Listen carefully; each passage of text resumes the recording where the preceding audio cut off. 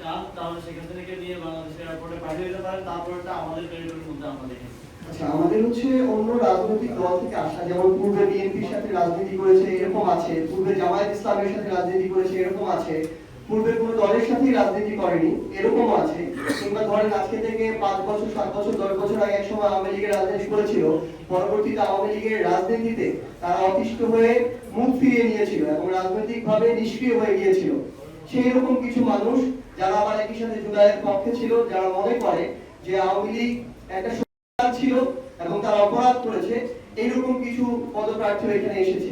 তো সামগ্রিকভাবে সকল রাজনৈতিক দলের মধ্য থেকে যাচাই বাছাই করে যাকে আমাদের মনে হয়েছে সবচেয়ে গ্রহণযোগ্য জিতে আসতে পারবে আমরা তাদেরকে রেখেছি। আমরা জাতীয় নির্বাচনে একসাথে 11 দল নির্বাচন করেছি। সেই নির্বাচনী জোট এখন জাতীয় সংসদে বিরোধী দলীয় জোট হিসেবে কাজ করছে, কিন্তু স্থানীয় নির্বাচনে আমরা এককভাবে প্রস্তুতি নিচ্ছি। কারণ আমরা আগামী যে স্থানীয় যে নির্বাচন, দুটি গুরুত্বপূর্ণ বিষয় হচ্ছে স্থানীয় নির্বাচনে স্পেশালি উপজেলা কিংবা পৌরসভা পর্যায়ে এটা একটু কঠিন হয়ে যায় যে 11 দল একসাথে একমত হয়ে একজন প্রার্থী। তো সেটা তারপরে যদি জোটগতভাবে হয় সেটা নির্বাচনের পূর্বে একটা আলোচনার বিষয় এবং সেই অনুযায়ী সেটা সিদ্ধান্ত হবে। কিন্তু এখন পর্যন্ত আমরা এককভাবে প্রস্তুতি নিচ্ছি এবং বাংলাদেশের প্রত্যেকটা সিটি কর্পোরেশন, উপজেলা, পৌরসভা, ইউনিয়নে আমরা এককভাবে প্রস্তুতি নিয়ে আমাদের প্রার্থী ঘোষণা করব। শুভেন্দু অধিকারের বক্তব্যকেও কি আমাদের সিরিয়াসলি নিতে হবে? আর আসলে শেখ হাসিনা তো আমরা যতটুকু জানি যে ভারতের মধ্যে এখন এক ধরনের অবরুদ্ধ অবস্থায় আছেন আর কি। তবে আমরা দাবি করব এবং আমরা সরকারের কাছেও দাবি জানাচ্ছি যে শেখ হাসিনাকে, যেহেতু তিনি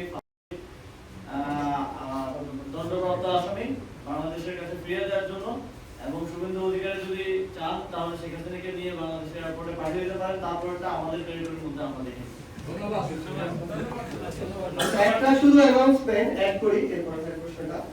আমরা যে 100 জন প্রার্থী ঘোষণা করলাম, আমাদের বিভাগীয় সাংগঠনিক থেকে শুরু করে কেন্দ্রীয় কমিটি নেতৃবৃন্দ কিংবা সংশ্লিষ্ট জেলা আহ্বায়ক, সদস্য সচিব সহ যারা দায়িত্বশীল আছে, তারা আমাদের ঘোষিত প্রার্থীদের সাংগঠনিক কার্যক্রম থেকে শুরু করে রাজনৈতিক সকল কার্যক্রম তারা অবজার্ভ করবেন।